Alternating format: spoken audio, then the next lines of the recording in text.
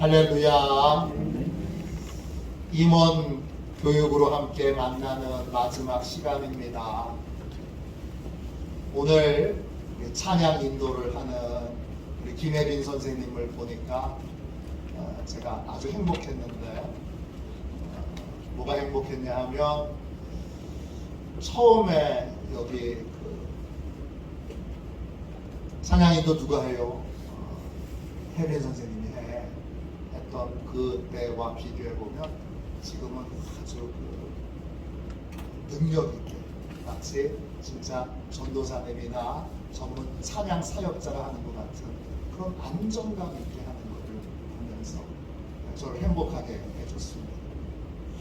또 우리 남자 권사님들이 주일 낮 예배 때 성경 읽은 거, 처음에 성경을 읽게 부탁을 드렸을 때는 뭔가 좀 어색하고 쭈삣쭈삣하고 뭔가 좀 부자연스러운 것들이 있었는데, 지금은 담임 목사인 저보다 100배도 성경을 잘 읽으시고, 또 주님의 말씀입니다. 이 고백도 이거 잘 하셔야 될 텐데, 그리고 몇 주를 제가 했는데 제가 한 2달을 제가 한 것 같아요. 그리고는 맡겨드렸는데 얼마나 잘하시는지 몰라요. 능숙하게 잘하시게 됐어요.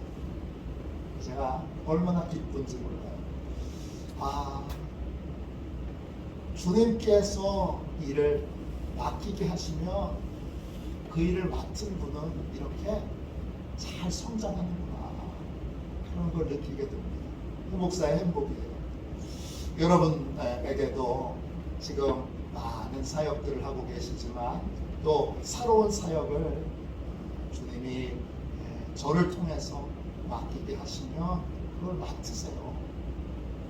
그러면 거기에 큰 성장이 있게 됩니다. 함께 성장하는 파도시온 교회가 되기를 주님의 이름으로 축원합니다. 우리가 4시간을 거쳐서 같이 나눴는데요. 첫 번째 시간에 우리는 교회를 세우는 비전. 임원은 뭐 하는 사람이냐?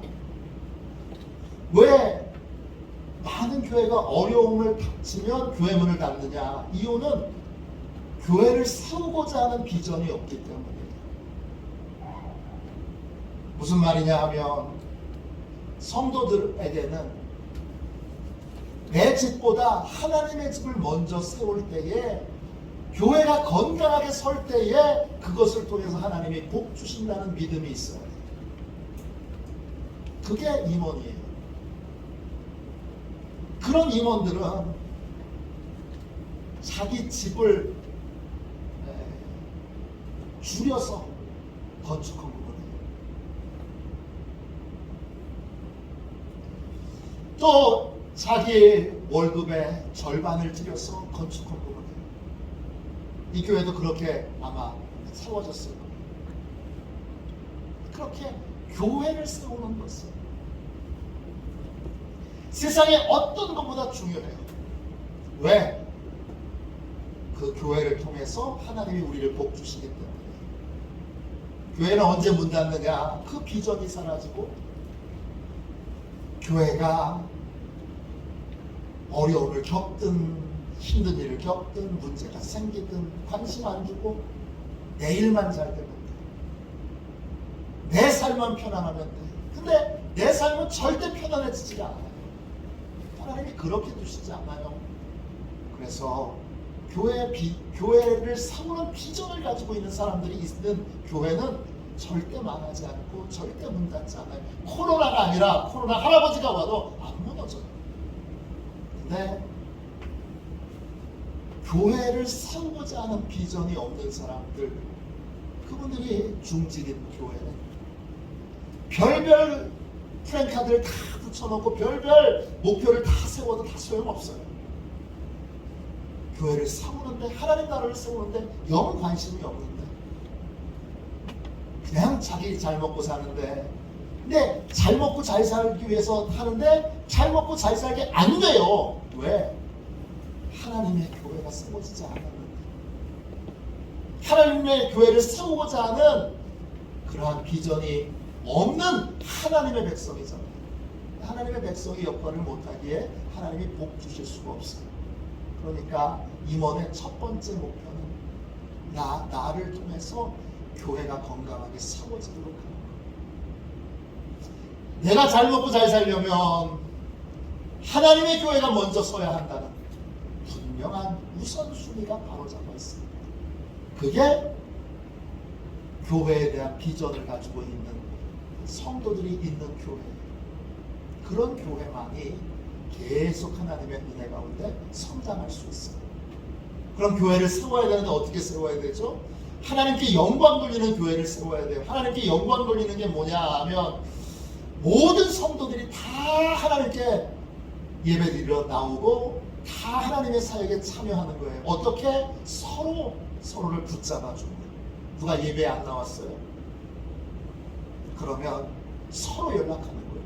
목사님이 연락하고, 부목사님이 연락하고, 속장님이 연락하고, 인도자가 연락하고, 또 속원들이 찾아가고, 또 선교회원들이 찾아가고. 그래서 믿음 없는 사람은 믿음 있는 사람이 손잡아 이끌어줄 수밖에 없어요. 교회마다 믿음 없는 자들이 있는데 교회를 세우고자 하는 비전이 없는 교회들은 사람이 와도 멀뚱 안 와도 무관심 그래요. 새가족이 왔는데도 아무도 인사하는 사람이 없어요. 그건 교회를 세우고자 하는 마음이 없는 거예요. 하나님께 영광 돌리는 교회는 새가족이 오잖아요. 그러면 사람들이 무례하게 느껴지지 않도록 다가가서 얘기하고, 전 누굽니다. 네, 잘 오셨어요. 저희 교회 좋은 교회. 저희 교회는요, 목사님이 설교도 좋고요, 인품도 좋고요, 또 우리 교회 장로님 진짜 끝내주는 분들이에요. 무엇보다 우리 교회 밥이 맛있어요. 기타 등등 이런 얘기들을 다 써서 그렇게 마음을 풀어주면 이 교회에 나한테 관심 있는 분이 있구나 생각이 들고, 그분이 여러분 식당에 밥 먹으러 간다는 건 어마어마한 용기잖아요. 밥 먹으러 가는데도 아무도 관심이 없어요. 멀뚱멀뚱 쳐다보기만 있어요. 그게 아니라 다가가야 되는 거예요. 적극적으로 손잡아주러 다가가야 되는 거예요. 아유, 잘 오셨어요. 우리 교회 밥 얼마나 맛있는지 끝내줘요. 저랑 같이 오늘 식사하세요. 저는 누구고요? 저는 몇 대째 여기서 신앙생활하고 있고, 교회 직분은 뭐고, 어디 살고, 기타 등등 같이 하면서 대화를 나누면서 그렇게 관계를 세우고 나가는 거예요. 그러니까 교회 안에 성도들끼리 서로 붙잡아주는 손이 강력할 거예요. 하나님께 그렇게 고백할 수 있는 거죠. 예배 다 왔어요. 하나님 한 사람도 안 빠졌어요. 이게 하나님께 영광 돌리는 거예요. 빠지면 어떻게 하죠? 하나님이 대통령은 왜 안 왔냐 물어보시는 거예요. 우리 고향집에 자녀들 왔는데 막내만 안 왔어요. 막내는 왜 안 오냐? 그러면 행복하지가 않잖아요. 하나님께 영광 돌리는 교회는 다른 게 아니에요. 제가 설명을 이렇게 드리지만 로마서의 결론이 이거예요. 하나님께 영광 돌리는 교회를 세워라. 이게 로마서의 결론이에요. 그 영광 돌리는 교회는 다 함께 교회 나올 수 있도록, 약한 자들이 교회 다 나올 수 있도록, 하나님의 일에 다 참여할 수 있도록 믿음이 강한 자들이 붙잡아주는 거예요. 서로 붙잡아주는 거예요. 중직들이 해야 되는 일은 이거예요. 서로 믿음 약한 자들이 붙들어주는 거예요. 두 번째, 어떤 교회를 세워야 되는 거죠? 여러분, 하나님의 은혜가 주는 안정감이 있는 교회를 세워야 되는 거예요. 하나님은 내가 잘해도 나를 완벽하게 사랑하시고, 내가 못해도, 실패해도, 넘어져도 나를 완벽하게 사랑하세요. 그 하나님의 사랑에 대한 믿음이 있어서 넘어져도 괜찮아, 손해봐도 괜찮아, 또 문제 일으켜도 괜찮아. 그러한 영적인 안정감을 교회에 주는 거예요. 이 안정감이 왜 중요하냐? 이 안정감이 있으면 새로운 일을 쉽게 도전할 수 있어요. 근데 이 우리의 모든 행위보다 하나님의 사랑이 항상 더 크고, 하나님은 우리가 넘어졌을 때도, 실패했을 때도, 쓰디쓴 고통 가운데 있을 때도 변함없이 우리를 사랑하신다는 믿음을 갖고 있으면, 그러면 그러한 믿음으로 성도들이 안정감을 주어서 교회가 새로운 일들을 도전할 수 있어요. 잘하나 못하나 내가 한번 눈을 크게 뜨고 어떻게 하든지 헐뜯으려고 이렇게 쳐다보고 있는 교회, 비판의 눈으로 다 보고 있는 교회, 그 어떻게 새로운 일들을 하겠어요? 새로운 일을 해도 그 새로운 일이 잘 될 수도 있고 또 좀 어려움을 겪을 수도 있고, 결국은 다 잘 되겠지만 중간에 어려울 수도 있잖아요. 그래도 안정감이 있으면 새로운 일들을 마음껏 도전할 수 있게 돼요. 그게 은혜로운 교회예요. 목사님이 목회를 잘해서 교인들을 크게 부흥시키나 보자, 이렇게 평가의 눈으로 보는 교회, 목사님이 가슴 떨려서 어떻게 새로운 일 하겠어요? 목사님 마음껏 하세요. 마음껏. 네, 실패해도 괜찮아요. 장로님 마음껏 하세요. 실패해도 괜찮아요. 청년들이 새로운 일 할 때도, 형제님, 자매님, 실패해도 괜찮아요. 마음껏 하세요. 우리는 형제님이 실패해도, 자매님이 실패해도 변함없이 살아날 겁니다.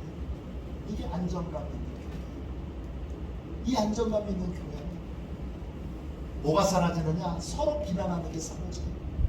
서로 비난하는 게 없으니까 큰 어려움을 만나도 별로 데미지가 없어요. 왜? 우리의 모든 행위보다 하나님의 사랑이 더 크다는 걸 잘 알기 때문에 이런 교회를 쓰고자 합니다. 이게 은혜로운 교회예요. 은혜가 넘치는 교회. 우리는 하나님께 영광 돌리는 교회일 뿐만 아니라 은혜가 충만한 교회일 뿐만 아니라 또 오늘 이제 권능이 있는 교회를 세워야 돼요. 오늘 같이 나누려고 하는 건 강력한 기도로 세상을 변화시키는 교회예요. 여러분, 우리 교회는 권능이 있는 교회인가요? 권능이 있는 교회는 어떤 교회죠? 오늘 권능 있는 교회의 특징이 나옵니다. 여러분, 주보의 가운데 페이지를 펴보세요. 오늘 말씀의 내용을 간략하게 제가 요약해 놨어요. 주보가 없는 분은 역시 교양있게 손 드시면 드리도록 할게요.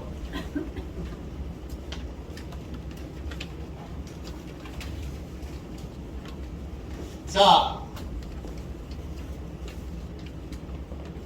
권능 있는 교회. 오늘 권능 있는 교회의 특징들을 함께 나누도록 할게요. 교회는요, 기본적으로 예수님이 주인 되세요. 예수님이 주인 되신 교회,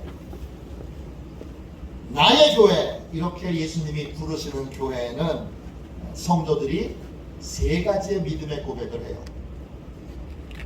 베드로가 했던 고백이에요. 마태복음 16장 16절이에요. 주는 그리스도시요 살아계신 하나님의 아들이시니이다. 세 가지 의미로 예수님에 대하여 고백해요. 첫 번째, 예수님이 내 모든 것의 주인이십니다. 내 모든 것 예수님 마음대로 하실 수 있어요. 이런 고백이에요. 두 번째 고백은 예수님은 그리스도이십니다. 그리스도는 메시아라는 뜻이고 메시아는 구원자라는 뜻이에요. 그러니까 무슨 뜻이냐? 예수님은 내 모든 문제를 해결하시는 구원자세요. 남편 문제도 예수님이 해결해 주세요. 자식 문제도 예수님이 해결해 주세요. 내 인생의 모든 문제도 예수님이 해결해 주세요. 예수님의 방법을 따르면 해결된다. 이 믿음을 갖고 예수님이 모든 문제의 구원자이심을 고백하는 게 성교예요. 세 번째, 예수님이 주인 되신 교회의 특징은 예수님이 살아계신 하나님의 아들이에요. 예수님은 부활하셔서 이제 영원히 죽지도 또 없어지지도 않으시는 분이세요. 영원히 살아계시는데 지금 나와 함께 계셔서 나를 보호해 주시고 돌봐주시고 필요한 것들을 공급해 주시는 분이세요. 영원히 살아계셔서 나의 보호자가 되시고 공급자가 되시는 분이라는 걸 고백하는 게 바로 우리 성도들의, 예수님이 주인 되신 교회의 성도들의 신앙 고백이에요. 이 세 가지 고백 위에 주님이 주님의 교회를 세우세요. 그 교회는 어떤 교회예요? 그 교회는 강력한 권세와 능력을 가지고 있는 교회예요. 마태복음 16장 18절이에요. 또 내가 네게 이르노니 너는 베드로라. 내가 이 반석 위에 내 교회를 세우리니 음부의 권세가 이기지 못하리라. 내 교회, I will build my church. 내가 내 교회를 이 세 가지 신앙 고백 위에 세울 거다. 내가 베드로의 이 신앙 고백 위에 나의 교회를 세울 텐데, 나의 교회는 어떤 교회예요? 음부의 권세를 이기는 교회예요. 음부는 지옥이죠.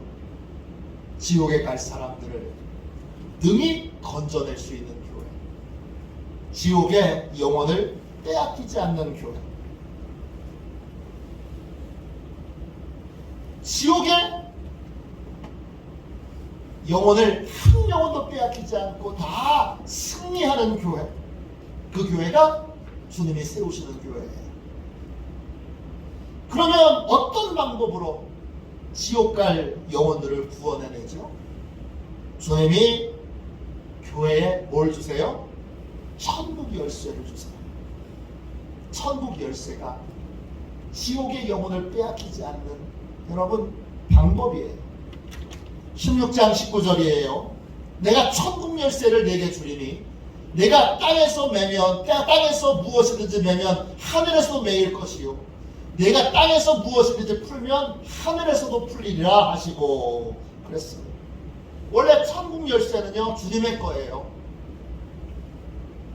자세히 읽어보면 주님이 천국 열쇠 자체를 교회에 주신 건 아니에요. 천국 열쇠는 주님의 손에 여전히 있어요. 교회에 주신 건 뭐죠? 교회에 주신 건 기도예요. 땅에서 주님께 부르짖어서 주님 풀어주세요. 그러면 주님이 천국 열쇠를 사용해서 풀어주시고 주님 묶어주세요. 그러면 주님이 천국 열쇠로 묶어주시는 거예요. 천국 열쇠가 교회 자체에 있는 것이 아니라 교회에 있는 건 주님께 구할 수 있는 특권, 요청할 수 있는 특권, 기도의 특권이 있는 거예요. 천국 열쇠는 두 가지 기능이 있죠. 푸는 것과 묶는 거예요. 어떻게 음부의 권세를 이길 수 있죠?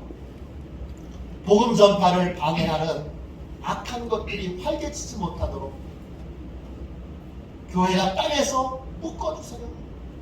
그러면 주님이 천국 열쇠로 묶어주시는 거예요. 꼼짝하지 마. 다 묶어주시는 거예요. 잠궈주시는 거예요. 또 악한 것들에 묶여있는 영혼들이 있잖아요. 저 영혼들 불쌍해요. 주님 풀어주세요. 그러면 주님이 그 영혼을, 악한 영역에 묶여있는 영혼들을 풀어서 자유케 해주시고 풀어서 성령의 것 되게 해주시고 성령 충만하도록 그렇게 변화시켜주세요. 그래서 음부의 권세에게 영혼을 빼앗기지 않게 되는 거예요. 주님은 천국 열쇠를 가지고 계신 거예요. 그 천국 열쇠는 모양이 어떻게 생겼는가? 여러분 보세요. 이사야 22장 22절 보세요. 천국 열쇠가 어떻게 생겼는가? 설명이 나와요. 내가 또 다윗의 집에 열쇠를 그의 어깨에 두리니 그가 열면 닫을 자가 없겠고 닫으면 열 자가 없으리라. 주님이 가지고 오신 천국 열쇠는요, 크기가 엄청 커요. 그래서 손으로 쥐고 있는 것이 아니라, 허리에 차고 있는 것이 아니라 어깨에 메고 있어요. 열쇠가 크다는 것, 큰 문제를 해결할 수 있는 열쇠라는 거예요. 커다란 문제를 해결할 수 있는 열쇠예요. 이 열쇠는 두 가지 기능을 하죠. 잠그는 것과 여는 거예요. 천국 열쇠로 잠그면 아무도 못 열어요. 마귀를 묶으면 아무도 마귀를 풀지 못해요. 병을 묶으면 다시는 병이 발생하지 않아요. 가난을 묶으면 다시는 가난해지지 않아요. 천국 열쇠로 잠그면 아무도 열지 못해요. 또 천국 열쇠로 열면 아무도 잠글 수 없어요. 주님은 이 열쇠를 갖고 교회에게 너희들이 요청하면 내가 천국 열쇠를 쓸게. 교회가 세상을 바꿀 수 있는 방법은 여기에 있어요. 교회는 이걸 몰라요. 이걸 잊어버렸어요. 이걸 잊어버리고 교회가 타락해서 자꾸 정치로 세상을 바꾸려고 들어요. 정치로는 세상 안 바뀝니다. 제 신학대학 다닐 때 제 친구들은 데모 많이 했어요. 전 데모 안 했어요. 왜 안 했느냐? 순수한 게 나라와 민족을 위한 사랑이 부족해서 제가 데모를 안 했느냐? 아니에요. 저 데모 안 한 이유는 딱 하나예요. 데모로 세상은 안 바뀌어요. 이게 성경에 나와 있는 거예요. 데모로 안 바뀌고 여러분 정치로 안 바뀌어요. 근데 자꾸 교회가 타락하니까 목사들이 맨날 정치 얘기해요. 정치로 세상이 안 바뀐다니까요. 대통령이 누가 되든 안 바뀌어요. 뭘로 바뀌느냐? 기도로 바뀌어요. 미치겠어요. 기도는 안 하고 천국 열쇠를 주님이 우리에게 지워주셨는데 천국 열쇠를 사용할 생각은 안 하고 어떻게 정치로 세상을 바꿔주려고 들어요. 그래서 옛날에 기도하던 분들이 요즘은 저기 광화문 가서 데모해요. 찬송가 부르며 데모하대요. 답답합니다. 뭐 하자는 거예요 도대체? 데모로 세상이 바뀔 것 같으면 벌써 바꿨지요. 데모로 세상을 바꿨다고 얘기하는 건 다 새빨간 거짓말이에요. 그걸로 안 바뀌어요. 주님이 말씀하셨어요. 천국 열쇠를 주셨다고 말씀하셨잖아요. 근데 교회가 영적인 책임이 없어요. 책임감이. 제가 어느 날 대통령 참 책임 없다 그런 생각이 들었어요. 참 저렇게 책임이 없냐. 근데 주님이 저한테 말씀하셨어요. 제가 그 말 듣고 진짜 꼬꾸라져서 회개했어요. 너는 책임 있냐?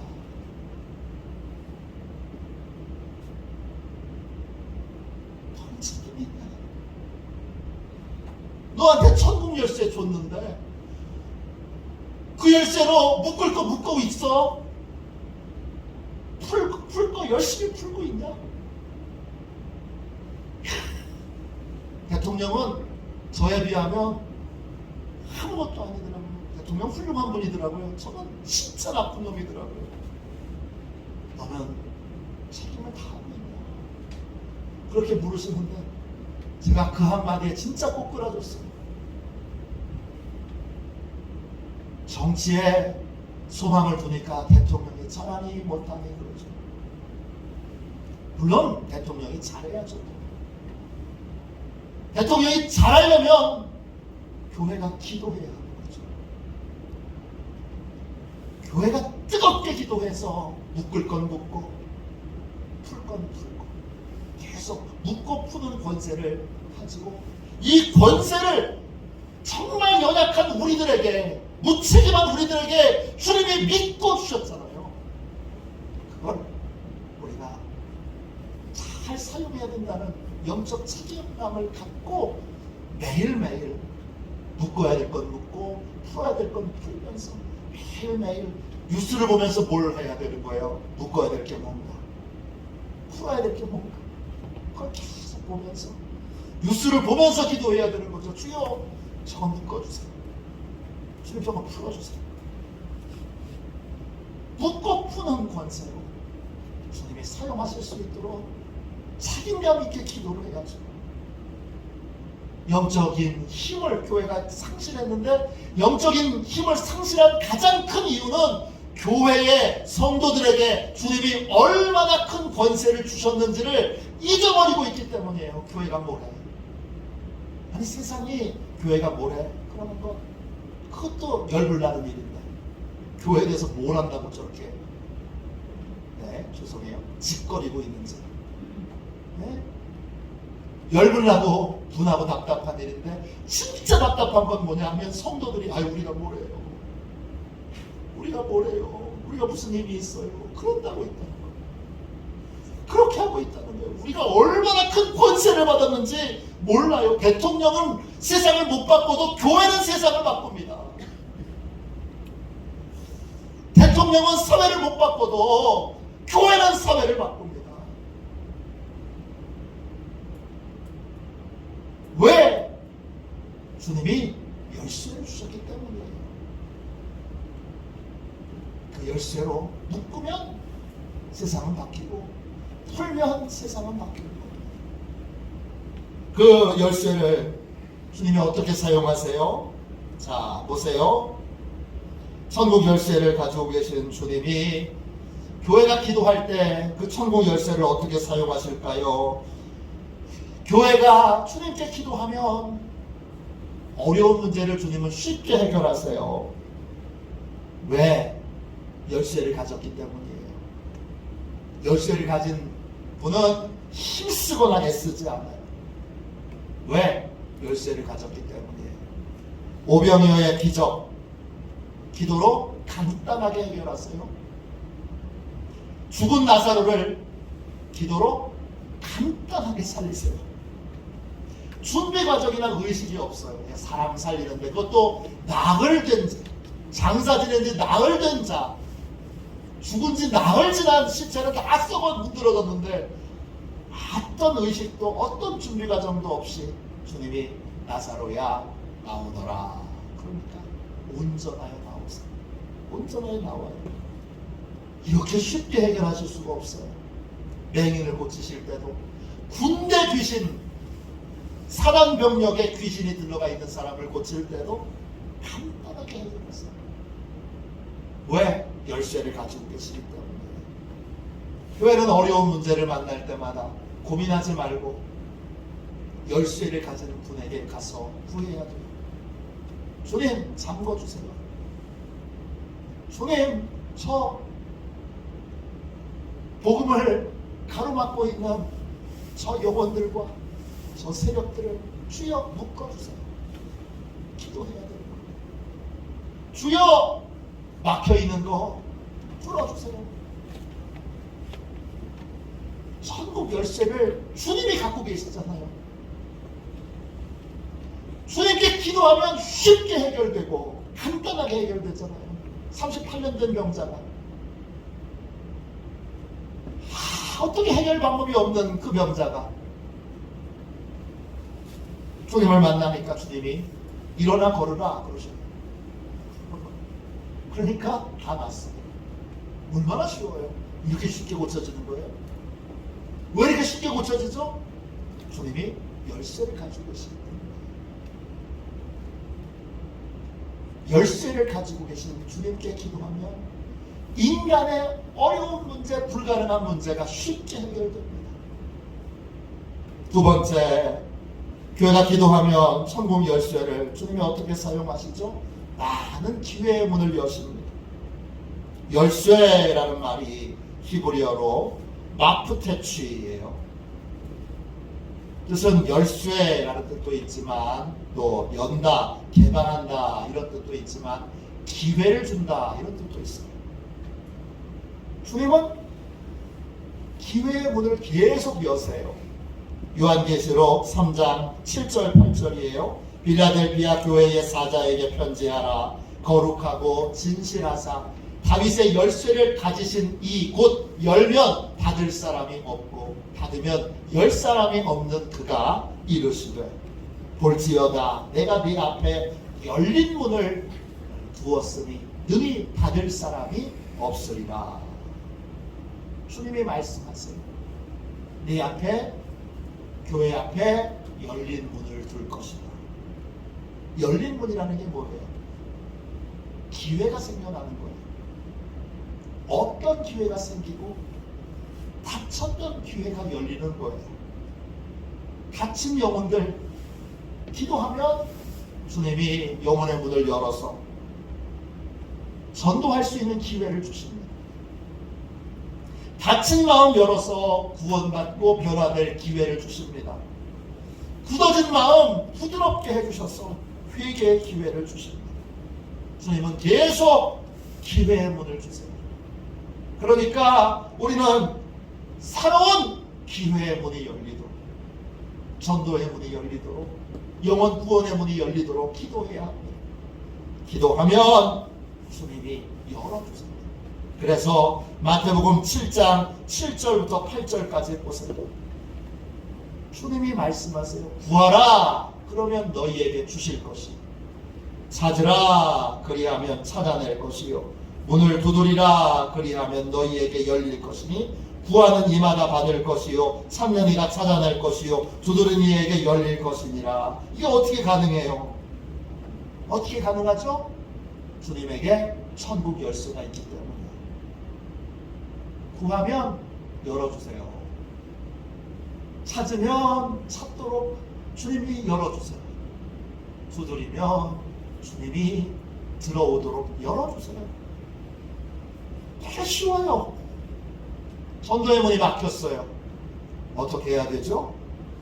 주님께 구하고 찾고 두드려야 되는 거죠. 그러면 없던 기회의 문이 열리는 거예요. 상상할 수 없는 일이 일어나게 되고 불가능한 일이 가능해지는 거예요. 세 번째, 교회가 기도하면 주님은 천국 열쇠를 어떻게 사용하실까요? 주님은 묶고 푸시고 또 여시면서 놀라운 능력으로 여시고 푸시고 묶으시면서 이 권세를 사용하세요. 제가 새벽 기도 지금 기도학교에서 같이 말씀 나눈 사도행전 12장 1절부터 12절까지 보면 초대교회 큰 위기를 만나요. 헤롯 왕이 인기가 없잖아요. 그러니까 인기를 얻기 위해 초대교회 사도들 가운데 대표 사도였던 야고보를 잡아다가 참수 목을 잘라서 죽입니다. 그러니까 기독교를 반대하던 유대인들이 막 좋아하니까 인기를 더 얻어보려고 초대교회 성도들이 가장 존경하는 지도자인 베드로를 잡아서 죽이려고 해요. 마침 무교절이라 당장 죽일 수 없으니까 베드로를 감옥에 철통같이 그렇게 보호를 해 잡아서 지킵니다. 어떻게 지키느냐? 매 순간마다 군사 16명을 동원해서 삼중 감옥에 베드로를 지킵니다. 이때 교회는 뭐하죠? 교회는 열쇠를 가진 주님께 기도합니다. 사도행전 12장 5절이에요. 이에 베드로는 옥에 갇혔고 교회는 그를 위하여 간절히 하나님께 기도하더라. 교회 성도들이 합심하여 하나님께 간절히 기도하고 열쇠를 가진 주님께 간절히 기도했어요. 그랬더니 하나님이 천사를 보내셔요. 그래서 어떻게 하느냐? 베드로를 풀어주세요. 베드로는 지금 쇠사슬에 묶여 있어요. 손도 묶여 있고 발도 묶여 있어요.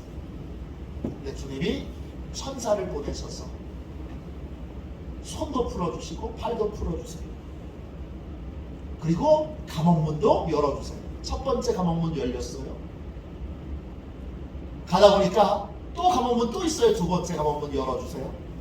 마지막 세 번째, 이제 시내로 나가는 아주 그냥 철통 같은 쇠문이 있어요. 그냥 이때 쇠문은 이게 쇠창살의 문이 아니라 쇠로 된 문이에요. 여러분은 유치장에 안 가보셨죠? 저는 유치장에 엄청 많이 갔어요. 왜냐, 제가 대학 다닐 때 동아리가 유치장 선교회예요. 종로경찰서에 많이 갔는데 종로경찰서 유치장 안에도 쇠문이 있어요. 바깥에서는 볼 수 없는 쇠문이 맨 마지막에 있어요. 그 쇠문에 들어갈 때, 처음 들어갈 때는 덜컹거려요, 마음이. 근데 하도 많이 가서 이제 자연스럽지만 처음 갈 때는 덜컹했어요. 그 쇠문은, 그 세 번째 쇠문도 하나님이 열어주세요. 교회가 기도하니까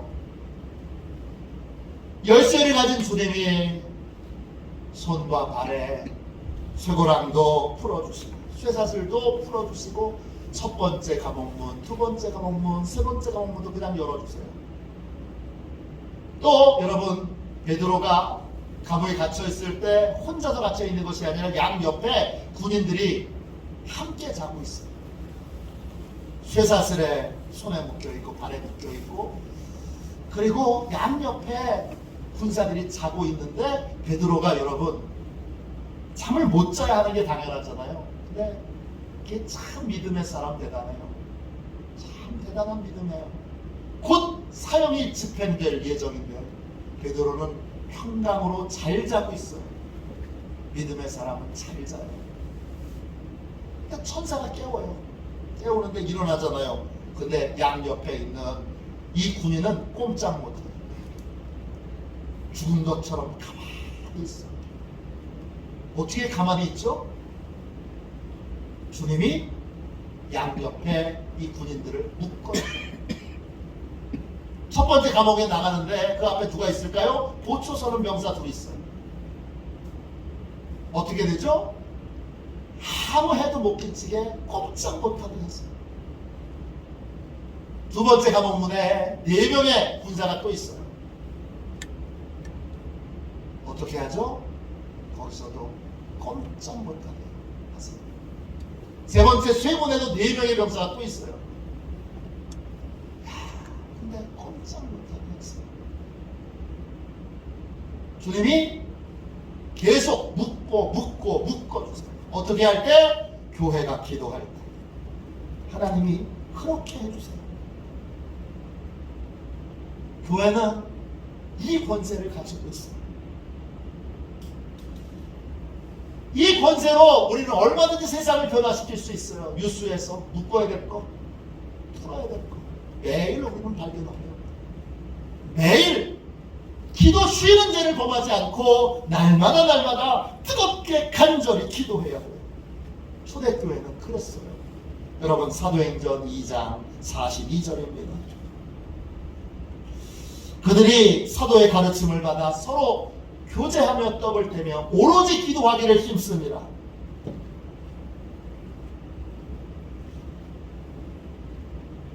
초대교회 성도들은 전심으로 기도했어요. 왜 전심으로 기도했죠?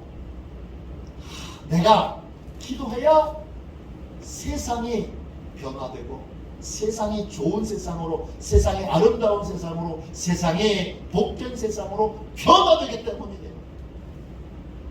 세상을 변화시키는 건 성도의 기도뿐이에요. 정치, 경제, 또 세상적인 지식으로는 세상이 변화되지 않아요. 저는 정치로 세상이 변화된다면 정치인 됐을 거예요. 경제로 세상이 바뀐다면 전 경제인 됐을 거예요. 그러나 어렸을 때부터 제가 만난 하나님은, 제가 만난 예수 그리스도는, 제가 만난 성경은 그런 걸로 세상은 안 바뀐다고 분명히 알려주셨어요. 그래서 목사였어요. 세상을 변화시키는 건 주님뿐이고, 그리고 주님은 성도들의 기도를 통해서 세상을 변화시키세요. 성도들이 묵을 것을 묵고 풀 것을 풀도록 하나님께 기도해야 돼요. 복음 전파에 방해가 되는 악한 것들 묶어달라고 기도해야 돼요. 선한 것을 막고 복음을 전하지 못하게 만드는 모든 것들을 묶어달라고 기도해야 돼요. 그러면 주님이 묶어주세요. 또 주님은 죄와 어둠과 마귀에게 묶여있는 영혼들 풀어달라고 기도해야 돼요. 그럼 주님이 풀어주세요. 그리고 그 영혼들에게 자유를 주시고, 그리고 빛 가운데로 나와 빛 가운데 거하고 성령 충만한 사람이 되도록 주님이 변화시켜 주세요. 세상을 변화시키는 건 딱 하나, 교회밖에 없어요. 성도밖에 없어요. 왜냐? 주님은 성도의 기도를 통해 천국 열쇠를 사용하시기 때문이에요. 그러므로 우리는 영적 책임감을 갖고 뜨겁게 기도할 수 있어야 돼요. 제가 낮에 톰 레이너 이야기를 했어요. 톰 레이너 목사가 쓴 책이 있는데, 죽은 교회를 부검하다. 이거는 교회가 왜 쇠퇴하여 문을 닫았나라는 것을 연구한 책인데, 쇠퇴한 교회의 또 다른 특징, 이제 특징을 다 10가지였는데 특징을 다 다뤘어요. 공통적인 또 다른 특징은 뭐냐 하면 기도 생활의 부재예요. 기도를 아예 안 했다는 건 아니에요. 교회가 쇠퇴하고 어려우니까 기도를 했어요. 어떻게 했느냐? 기도회로 모여서 같이 일단 밥을 먹어요. 교제도 해요. 그런 다음에 한 분이 프린트물을 해놓은 걸 가지고서 쭉 둘러 앉아서 그걸로 기도하는 거예요. 정확하게 말하면 기도의 흉내를 내는 거예요. 기도를 했는데 천국 열쇠를 가진 주님을 믿는 믿음으로 기도한 게 아니에요. 세상을 변화시키기 위해 자신들에게 기도의 책임이 있다고 자각하고 기도한 건 아니에요. 피상적으로 기도했고 믿음 없이 기도했고 기도 흉내만 냈어요. 이게 교회 쇠퇴의 대표적인 원인이에요. 톰 레이너 목사님이 또 다른 책을 썼어요. 자매 책인데, 살아나는 교회를 회부하다. 두 번째 책이에요. 더 최신에 나온 책인데, 어떤 교회들은 침체를 극복하고 문 닫을 위기를 극복하고 다시 살아났어요. 다시 살아난 가장 큰 원인이 뭡니까? 톰 레이너가 말합니다. 강력한 기도 운동입니다. 책에 이런 고백이 나와요. 강력한 기도 운동 없이 교회 회복이 지속되는 경우를 본 적이 없습니다. 기도 없이 교회가 회복된 경우는 한 번도 없대요. 형식적인 기도를 회개하고 적당히 기도하는 걸, 적당히 기도 흉내를 냈던 걸 회개하고 교회에 주신 특권을 깨닫고 이제는 세상을 우리가 변화시켜야지, 교회가 변화시켜야지, 내가 변화시켜야지, 세상을 바꾸도록 주님이 우리에게 천국 열쇠를 사용할 수 있는 권한을 주셨는데, 이 사명감을 갖고 기도하는 사람이 교회 안에 세워질 때, 톰 레이너는 그런 사람을 기도 용사라고 불러요. 기도 용사가 한 명이라도 존재합니다. 그 교회는 쇠퇴해서 다시 살아나게 된다는 거예요. 세상을 변화시키는 권능 있는 교회는 딱 한 가지 분명한 특징이 있어요. 세상을 변화시키기 위해 내가 이제 기도해야 한다. 하나님이 특권을 주신 만큼 그 특권을 가지고 나는 반드시 기도해야 한다. 기도할 때만, 내가 기도할 때만 세상이 바뀐다. 내가 기도할 때만 주님께서 묶을 것을 묶어주시고 풀 것을 풀어주신다. 악한 것은 묶어야 되고 선한 것은 풀어야 합니다. 이 묶고 푸는 권세를 교회가 사용합니다. 이 권세를 영적으로 책임감 있게 세상을 보며 사회를 보며 교회 현실을 보며 묻고 푸는 기도를 하는 기도의 용사들이 교회에 세워질 때, 그때 바로 교회는 다시 일어서게 되는 겁니다. 권능 있는 교회는 다른 교회가 아니에요. 기도의 책임감을 가지고 있는 사람이 설 때, 누가 기도의 책임을 갖고 있어야 돼요? 중직자들이죠. 임원들이죠. 강력한 기도. 오늘 사무엘처럼 나는 결코 기도 쉬는 죄를 범하지 않을 것입니다. 나는 나라와 민족을 위해서, 이 세대를 위해서 기도할 겁니다. 묶을 것을 묶을 거고 풀 것을 풀 것입니다. 이렇게 결단하고 기도하는 교회만, 여러분, 강력한 세상을 바꾸고 지역을 바꾸고 많은 영혼들을 수수하여 건져내는 음부의 권세를 이기는 교회가 될 수 있습니다. 화도시온 교회, 이제 임원 교육을 마치면서 여러분에게 구합니다. 우리 함께 기도의 용사가 됩시다. 오늘 아침에 새벽에도 말씀드렸어요. 목사 혼자의 기도. 목사님이 설교 기가 막히게 잘하시니까, 뛰어나게 정말 말씀하시니까 그걸로 교회가 부흥하겠지. 아니에요. 절대 그런 걸로 교회가 부흥하지 않아요. 기도를 통해 하나님이 설교를 쓰실 때, 그 설교를 통하여 그리스도를 나타내실 때 비로소 영혼들이 구원하는, 영혼들이 변화되는, 영혼들이 예수 그리스도께로 돌아와서 예수님과 교제하는 그러한 변화가 일어납니다. 우리 교회의 중직들이 해야 되는 가장 중요한 일은 기도의 책임감을 갖고 기도하는 거예요. 우리는 기도의 용사로 하나님께 부름을 받았습니다.